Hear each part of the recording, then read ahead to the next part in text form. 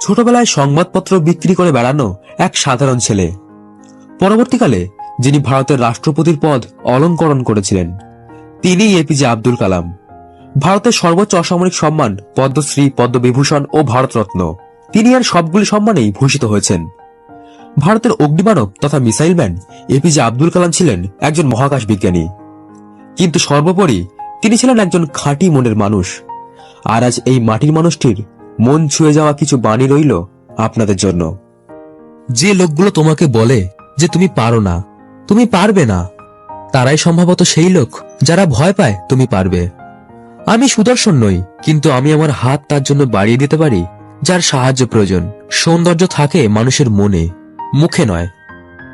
উদার ব্যক্তিরা ধর্মকে ব্যবহার করে বন্ধুত্বের হাত বাড়ান, কিন্তু সংকীর্ণ মনের মানুষরা ধর্মকে যুদ্ধের অস্ত্র হিসেবে ব্যবহার করে।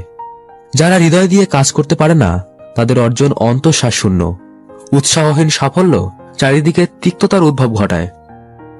জীবন একটি কঠিন খেলা। ব্যক্তি হিসাবে মৌলিক অধিকার ধরে রাখার মাধ্যমেই শুধুমাত্র তুমি জয় হতে পারবে।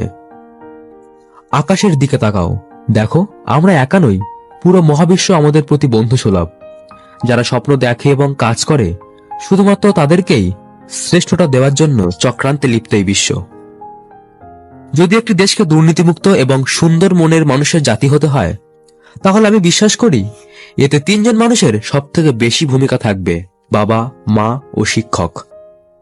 যুব সমাজকে চাকরি প্রার্থী হওয়ার বদলে চাকরিদাতা হওয়া প্রয়োজন। গভীর দুঃখ ও অত্যাধিক আনন্দ থেকে কবিতার জন্ম হয়। আমার কাছে নেগেটিভ এক্সপেরিয়েন্স বলে কিছু নেই। যদি আমরা কোনো কাজকে ভালোবাসি, তাহলে শত ব্যস্ততার মাঝেও ঠিক তার জন্য সময় বার করতে পারবো। লক্ষ্য করবে, ঈশ্বর সেই মানুষগুলিকেই সাহায্য করে যারা কঠোর পরিশ্রম করে। এটা একটা অনেক সহজ সূত্র। আমাদের সবার জীবনেই সমস্যার প্রয়োজন। সমস্যা না এলে আমরা কখনোই সফলতার আনন্দ উপভোগ করতে পারবো না। স্বপ্ন সেটা নয় যেটা আমরা ঘুমিয়ে ঘুমিয়ে দেখি। স্বপ্ন সেটাই যেটা পূরণের প্রত্যাশা আমাদের ঘুমোতে দেয় না। প্রথম জয়ের পর কখনো বিশ্রাম নেওয়া উচিত নয়। তাহলে দ্বিতীয়বার যদি আমরা ব্যর্থ হই, তখন সবাই বলবে, প্রথমটা তুমি তো ভাগ্যের জোরে পেয়েছিলে। যদি সূর্যের মতো আলো দিতে চাও, তাহলে প্রথমে সূর্যের মতো পুড়তে শিখতে হবে। যদি তুমি ব্যর্থ হও, অর্থাৎ ফেল করো, তাহলে হাল ছেড়ে দিও না, কারণ ফেল শব্দটির একটি অন্য মানে আছে। Fail, first attempt in learning, অর্থাৎ শিক্ষার প্রথম ধাপ। যদি তোমার সবকিছু শেষ হয়ে যায়, তাহলে মনে রেখো, এন্ড শব্দটির এই অর্থ, এন্ড। এফোর্ট নেভার ডাইজ, অর্থাৎ প্রচেষ্টার কখনো মৃত্যু হয় না।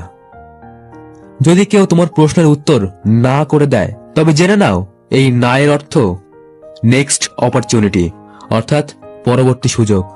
তো এপিজে আব্দুল কালামের কোন কথাটি তোমার সব থেকে ভালো লাগলো কমেন্ট করো আমায়। আর অবশ্যই বন্ধুদেরকে শেয়ার করতে ভুলবে না। আর ভালো লাগলে একটি লাইক। ধন্যবাদ।